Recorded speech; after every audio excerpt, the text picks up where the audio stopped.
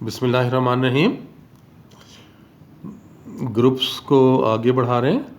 Cyclic group के हम मुख्तलिफ थ्योरम्स कर रहे थे। इसका मज़ीद हम एक और थ्योरम करते हैं। इसकी स्टेटमेंट में लिख रहा हूँ, let G be a cyclic group of order N,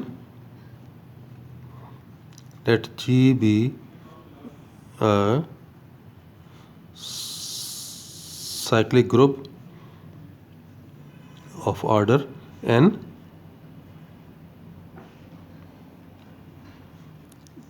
generated by A। तो ये है then for each positive divisor, then for each positive divisor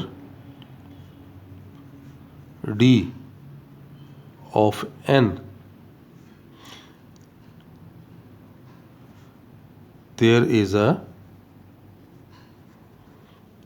unique subgroup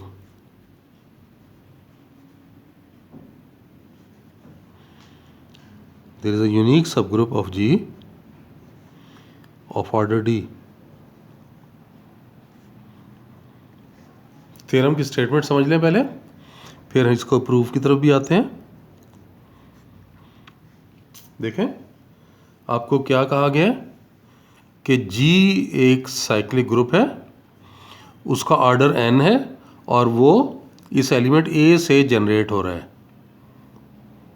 और फिर हम ये बात कर रहे हैं कि अगर D एक डिवाइज़र है n का, तो फिर क्या होगा, देयर इज़ अ यूनिक सब ग्रुप ऑफ ऑर्डर D। तो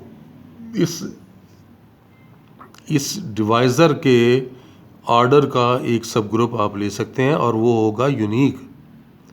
यानी जितने भी डिवाइज़र n के, जितने भी पॉसिबल डिवाइज़र हैं, हर डिवाइज़र के ऑर्डर के मुताबिक आप उसका एक सब ग्रुप बना सकते हैं। इस बात को देख लें। हमें ये तो बता दिया गया कि G is a cyclic group as G is a cyclic group generated by A and its order is n। ये बात आपको बता दी गई है। अब हम आ जाते हैं कि हमारे पास क्या चीज़ मौजूद है, एक D मौजूद है, डिवाइज़र। क्योंकि एक स्टेटमेंट यहाँ पे बताई गई है ना कि D क्या है, D is a divisor of n। तो यहाँ पे इस बात को यहाँ लिखते हैं कि let D be a positive divisor of n। ये हमने पॉजिटिव डिवाइज़र ऑफ n लिया। देखें, जब ये डिवाइज़र है तो पूरा पूरा तकसीम होगा ना। यानी जब आप n को d से डिवाइड करेंगे तो यहाँ पे आपके पास क्या आएगा, पूरा पूरा तो डिवाइड हो जाएगा ना, रिमाइंडर 0 आएगा। Let n be a positive divisor of n, then we can have an integer q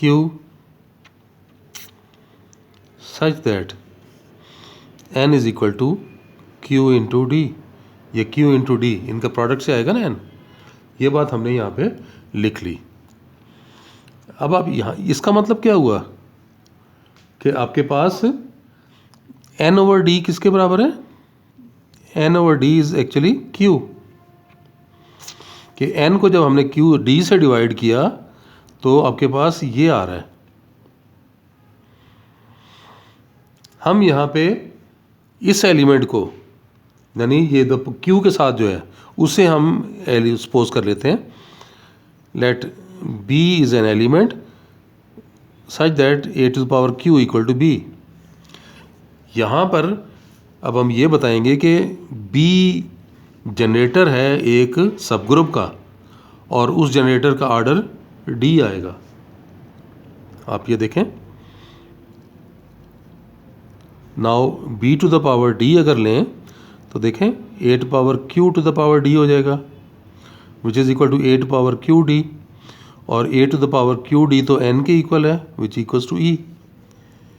यानी b की पावर d लेने से e आ रहा है।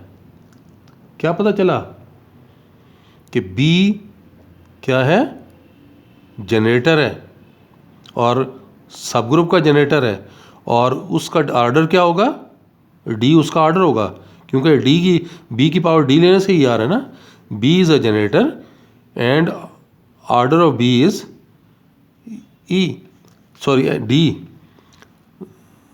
so we have a cyclic subgroup H, cyclic subgroup H of G such that H is generated by B such that B to the power D is equal to E। ये साथ बता देना है कि ये B क्या चीज़ है। B कोई नया एलिमेंट नहीं है, बल्कि ये A की पावर से ही बन रहा है। ये देख लें, A की पावर से ही बन रहा है ये आपने इस सब ग्रुप को, आपने ये तो बता दिया कि D ऑर्डर का एक सब ग्रुप आपके पास आएगा। आपने अब इसकी यूनिकनेस भी तो बतानी है कि H के अलावा कोई नहीं हो सकता। तो हम इस यूनिकनेस के लिए, to prove the uniqueness,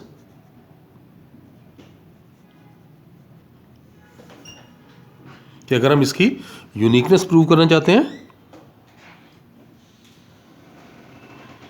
uniqueness of H, हम क्या सपोज कर लें, वी सपोज दैट